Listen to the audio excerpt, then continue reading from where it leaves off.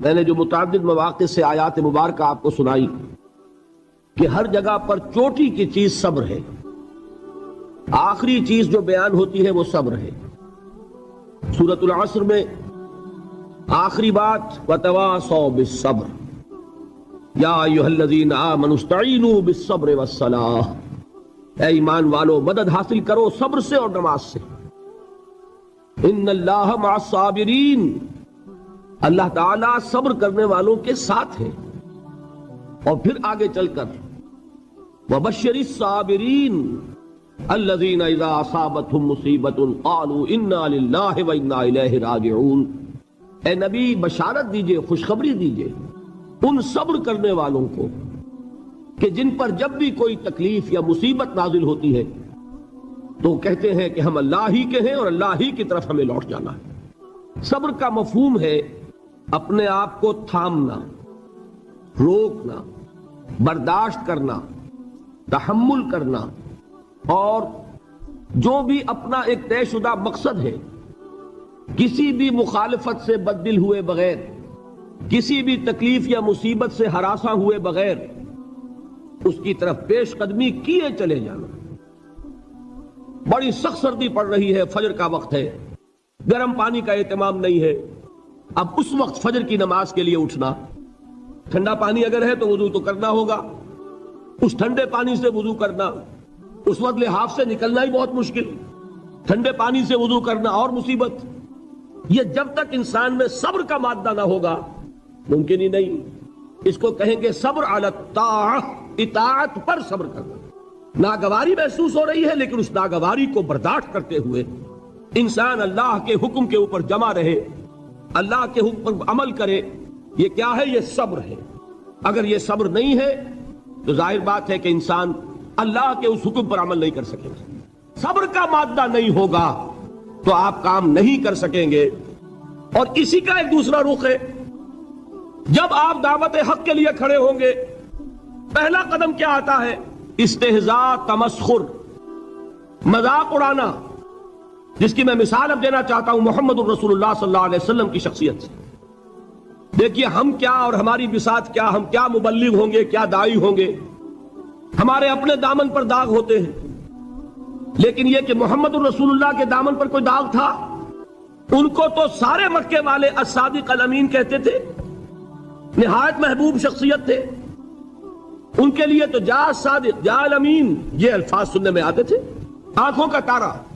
لیکن جب آپ نے دعوت اب شروع کی، اب قرآن مجید میں دیکھیے کسی نے کہا مجنون ہو گئے، دماغ خراب ہو گیا، پاگل ہو گئے، اجی شاعر ہیں، کچھ شعر توڑ لیتے ہیں، ہم پر بہت جماتے ہیں۔ کسی نے کہا ساحر ہیں، کچھ جادو سیکھ لیا ہے، یہاں تک کہ ایسے بدبخت بھی پیدا ہوئے، قرآن میں ہے ساحر کذاب، سحر کرنے والا جادوگر نہایت جھوٹا۔ یہ الفاظ کہے جا رہے ہیں کس کی شان میں؟ محمد الرسول اللہ صلی اللہ علیہ وسلم۔ قرآن میں نقل کیا گیا یا ایھا الذی نزل علیہ الذکر انک لمجنون۔ کبھی آپ نے اس کا ترجمہ سوچا؟ ہے وہ شخص، دیکھیے تصور کیجئے، حضور جا رہے ہیں، تشریف لے جا رہے ہیں، کسی دعوت میں ہے، تبلیغ میں، یا ویسے ہی تشریف لے جا رہے ہیں، اور کوئی ایک دم گھٹا ہے لوگوں کا، ادھر سے فطرہ آتا ہے، تیر کی طرح لگتا ہے دل میں جا کر محمد کے صلی اللہ علیہ وسلم۔ اے وہ شخص جس کا یہ خیال ہے کہ اس پر کوئی ذکر نازل ہو رہا ہے، ہمارے خیال میں تو تمہارا دماغ خراب ہو گیا ہے۔ یا ایھا الذی نزل علیہ الذکر انک لمجنون، کہا کہ نہیں کہا؟ اور یہ نہ سمجھیے کہ حضور صلی اللہ علیہ وسلم کے قلب مبارک کو تکلیف نہیں ہوتی تھی۔ میں قرآن سے ثابت کروں گا، میں کہیں کوئی کہانیاں بیان نہیں کرنا چاہتا۔ قرآن نے کہا ہے وَلَقَدْ نَعْلَمُ أَنَّكَ يَضِيقُ صَدْرُكَ بِمَا يَقُولُونَ، اے نبی ہمیں خوب معلوم ہے صلی اللہ علیہ وسلم کہ جو کچھ یہ لوگ کہہ رہے ہیں اس سے آپ کا سینہ بھجتا ہے، یہ جو گھٹن ہوتی ہے، صدمہ ہوتا ہے۔ انکا یضیق صدرک بما یقولون، ہمیں خوب معلوم ہے کہ جو کچھ یہ باتیں آپ کو سننی پڑ رہی ہیں، یہ کڑوی کسیلی باتیں، یہ جو فکرے چست ہو رہے ہیں، استہزاء ہو رہا ہے، تمسخر ہو رہا ہے۔ سورہ حجر میں ہے، ایک جگہ کھڑے ہوئے لوگ قرآن کا مذاق اڑا رہے ہیں، بھائی فلاں آیت تم لے جانا، فلاں آیت میری ہوگی، اس کے ٹکڑے کر رہے ہیں، اس کے ٹکڑے حصے بکھرے کر کے قیمہ بنا کر ان آیات کا تمسخر اڑا رہے ہیں۔ ایک جگہ قرآن مجید میں مذکور ہے کہ فرشتوں کا مذاق اڑ رہا ہے۔ بھائی یہ دیکھو محمد نے کہا ہے صلی اللہ علیہ وسلم کہ جہنم پر تو کل 19 فرشتے ہیں، علیہا 19 قرآن میں آیت نازل ہوئی۔ ایک پہلوان کہتا بھائی 10 کو تو میں سنبھال لوں گا، باقی 9 کا تم انتظار کر لو۔ یہ باتیں آ رہی ہیں حضور کے کانوں میں۔ کلام الہی کے ساتھ کیا سلوک ہو رہا ہے، مجھ پر کیا فکرے چست کیے جا رہے ہیں، مجھ پر جس طریقے سے استہزاء اور تمسخر کا رویہ اختیار کیا گیا ہے، دل بھچ رہا ہے، دل میں صدمہ ہے۔ دیکھیے سورہ نون ہے، اور میرے نزدیک یہ دوسری وحی ہے جو حضور پر نازل ہوئی ہے، اس کی ابتدائی آیات نون والقلم وما یسطرون ما انت بنعمت ربک بمجنون وَإِنَّ لَكَ لَأَجْرًا غَيْرَ مَمْنُونٍ وَإِنَّكَ لَعَلَىٰ خُلُقٍ عَظِيمٍ فَسَتُبْصِرُ وَيُبْصِرُونَ بِأَيِّكُمُ الْمَفْتُونُ إِنَّ رَبَّكَ هُوَ يَعْلَمُ بِمَنْ ضَلَّ عَنْ سَبِيلِهِ وَهُوَ أَعْلَمُ بِالْمُهْتَدِينَ۔ نون، قسم ہے قلم کی اور جو کچھ یہ لکھتے ہیں۔ اے نبی آپ اپنے رب کی نعمت سے مجنون نہیں ہیں۔ یہ کیوں کہا جا رہا ہے؟ حضور کو جو صدمہ پہنچا ہے وہی نازل ہوئی ہے دلجوئی کے لیے، تسلی کے لیے۔ آپ کیوں برا منا رہے ہیں؟ اے نبی آپ کیوں صدمہ اور رنج اور اندوہ محسوس کر رہے ہیں؟ ان بدبختوں کے کہنے سے کوئی آپ مجنون ہو جائیں گے؟ مانتا بے نعمت ربک بمجنون وَإِنَّ لَكَ لَأَجْرًا غَيْرَ مَمْنُونٍ۔ آپ کو جو یہ صبر کرنا پڑ رہا ہے، آپ کو جو یہ جھیلنا پڑ رہا ہے، اس کی وجہ سے آپ کو وہ اجر ملے گا جس کا سلسلہ کبھی منقطع نہیں ہوگا۔ وَإِنَّكَ لَعَلَىٰ خُلُقٍ عَظِيمٍ، اور اے نبی آپ تو خلق عظیم کے حامل ہیں۔ آپ کا اخلاق، آپ کا کردار، آپ کی سیرت، آپ کی شخصیت میں طہارت، نفاست، پاکیزگی، آج تک دنیا نے کوئی پاگل، کوئی مجنون ایسا بھی دیکھا؟ یہ ساری باتیں اللہ تعالیٰ حضور کی دلجوئی کے لیے فرما رہے ہیں۔ اس سے آپ اندازہ کیجئے کہ کتنا صدمہ ہوتا ہوگا۔ یہی ہے، اس ساری چیز کو جمع کیجئے تو یہ چیز کیا ہے؟ وَاصْبِرْ عَلَىٰ مَا يَقُولُونَ وَاهْجُرْهُمْ هَجْرًا جَمِيلًا۔ صبر کرو اے نبی، صبر کرو اے محمد صلی اللہ علیہ وسلم، جھیلو اور برداشت کرو اس پر جو یہ کہہ رہے ہیں۔ یریدون لیطفئوا نور اللہ بافواہہم، یہ چاہتے ہیں کہ اللہ کے نور کو اپنے منہ سے بجھا دیں، پھونکے مار کے ہی بس۔ نور خدا ہے کفر کی حرکت پہ خندہ زن، پھونکوں سے یہ چراغ بجھایا نہ جائے گا۔ یریدون لیطفئوا نور اللہ بافواہہم واللہ متم نورہ ولو کرہ الکافرون، یہ چاہتے ہیں کہ اپنے منہ کی پھونکوں سے اللہ کے نور کو بجھا دیں، حالانکہ اللہ تعالیٰ تو اپنے نور کا اتمام فرما کر رہے گا، خواہ ان کافروں کو کتنا ہی ناگوار ہو۔ اس کی ترجمانی ہے نور خدا ہے کفر کی حرکت پہ خنددن، پھونکوں سے یہ چراغ بجھایا نہ جائے گا۔ یہی وجہ ہے، دیکھیے مکی صورتوں میں خود نبی اکرم صلی اللہ علیہ وسلم کو اتنے مختلف پیرایوں میں صبر کا حکم دیا گیا۔ کچھ مثالیں میں دے چکا ہوں، وَلِرَبِّكَ فَاصْبِرْ، اسی طریقے سے وَاصْبِرْ كَمَا صَبَرَ أُولُو الْعَزْمِ مِنَ الرُّسُلِ، اے نبی صبر کیجئے جیسے کہ صبر کیا ہمارے اولو العزم رسولوں نے۔ وَاصْبِرْ وَمَا صَبْرُكَ إِلَّا بِاللَّهِ، اے نبی صبر کیجئے اور آپ کا صبر تو اللہ ہی کے سہارے ہے۔ وَاصْبِرْ لِحُكْمِ رَبِّكَ، یہ سورہ نون جس کی ابتدائی آیات میں نے آپ کو سنائی، نون والقلم وما یسطرون ما انت بنعمت ربک بمجنون، اس کا اختتام کیا ہوتا ہے؟ وَاصْبِرْ لِحُكْمِ رَبِّكَ وَلَا تَكُنْ كَصَاحِبِ الْحُوتِ إِذْ نَادَىٰ وَهُوَ مَكْظُومٌ، اے نبی صبر کیجئے اپنے رب کے فیصلے کا، انتظار کیجئے اور اس مچھلی والے کے مانند نہ ہو جائیے۔ مچھلی والا کون؟ حضرت یونس علیہ السلام۔ مچھلی والے نے اپنے دینی حمیت اور غیرت جو تھی اس کی وجہ سے اللہ کے حکم کا انتظار نہیں کیا، اپنی قوم کو چھوڑ کر چل دیے۔ نبی کا، رسول کا یہ معاملہ ہوتا ہے، جیسے کہ آپ کو معلوم ہے کوئی افسر ہے کسی حکومت کا، وہ اپنی پلیس آف ڈیوٹی کو نہیں چھوڑ سکتا، he must stick to his place of duty. بڑے افسرز کے لیے تو یہ بہت بہت اہم بات ہے۔ تو اے رسول، جہاں آپ کو ہم نے تعینات کیا ہے آپ وہاں سے ہل نہیں سکتے کہ ذرا مخالفت ہوئی، لوگوں نے فکرے چست کیے اور آپ کہیں اور چل دیے، دفع ہوئیے، یہ بات نہیں سننا چاہتے میں کسی اور کو سناؤں گا، ہو سکتا ہے نا؟ ہم تو کرتے ہیں نا یہ، اس لیے کہ ہمیں تو اللہ نے کہیں تعینات تو نہیں کیا نا۔ اگر ایک جگہ کے لوگ بات نہیں سنتے چلو بھائی ہم کہیں اور جائیں گے وہاں بات سنائیں گے، لیکن رسول کا معاملہ ہوتا ہے جو اس کی پلیس آف اپوائنٹمنٹ ہے، he cannot leave his place without the express permission of اللہ سبحانہ و تعالی۔ آپ نے یہ سنا ہوگا، سیرت کی تقاریر میں پڑھا ہوگا کہ مدینے کی طرف ہجرت کی اجازت حضور نے تمام صحابہ کو دے دی، خود منتظر رہے جب تک کہ اللہ کی طرف سے اجازت نہیں آ گئی۔ حضرت ابوبکر پوچھتے رہتے تھے حضور اجازت آ گئی کہ نہیں، ابھی نہیں آئی۔ حضور اذن آ گیا نہیں آیا، ابھی نہیں آیا۔ حبشہ کی طرف سب کو بھیج دیا، اجازت دے دی جو جانا چاہے چلا جائے۔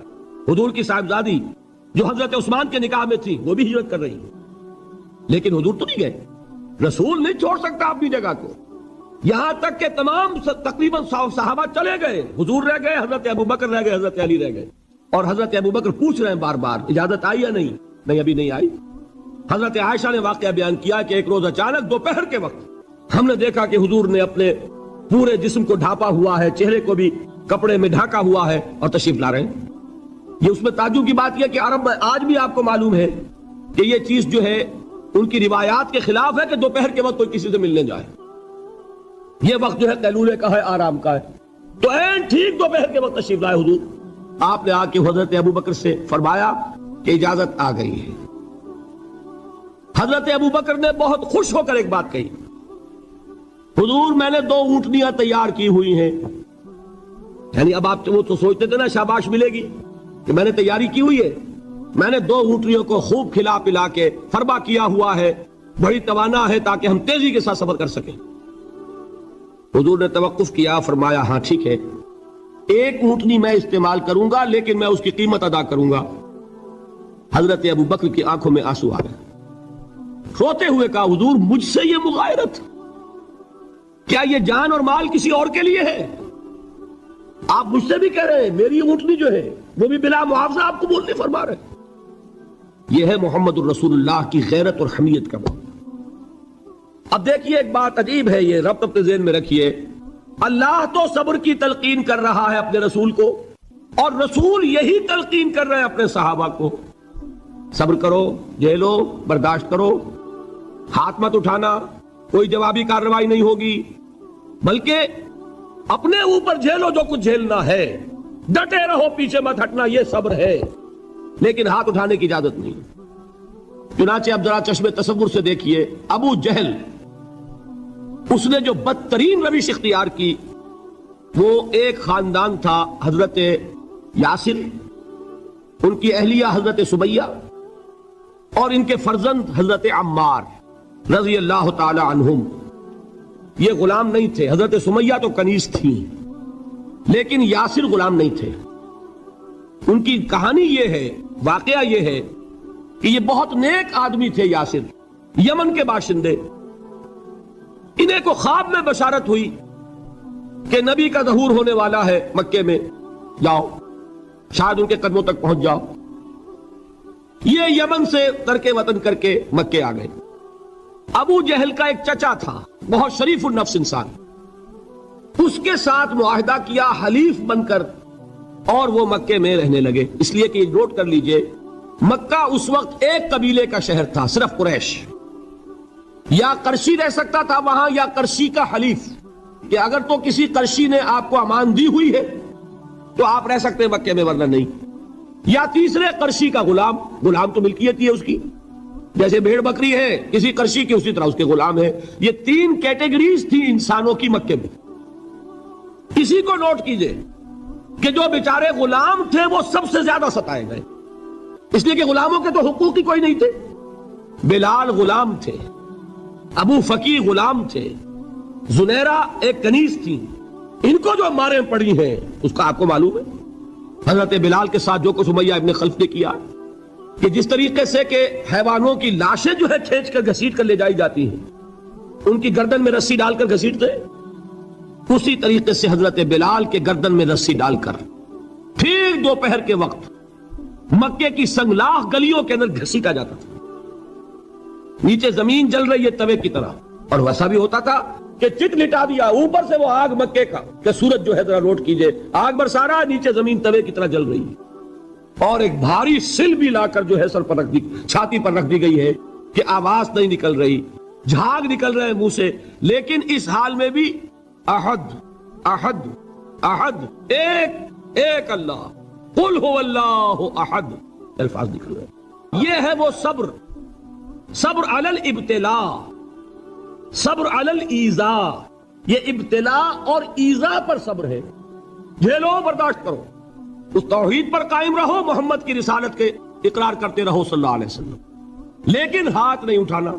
اب میں آپ کو بتا رہا تھا یہ تو غلام تھے، یہ جو تھے یاسر، یہ حلیف تھے، غلام تو نہیں تھے نا۔ البتہ وہ ابو جہل کے چچا کی کنیز تھی یہ سمیہ، انہوں نے اجازت لے کر ان سے نکاح کر لیا، یہ تو کنیز رہیں گی۔ بیٹا جو ہوا وہ بھی ایک طرح سے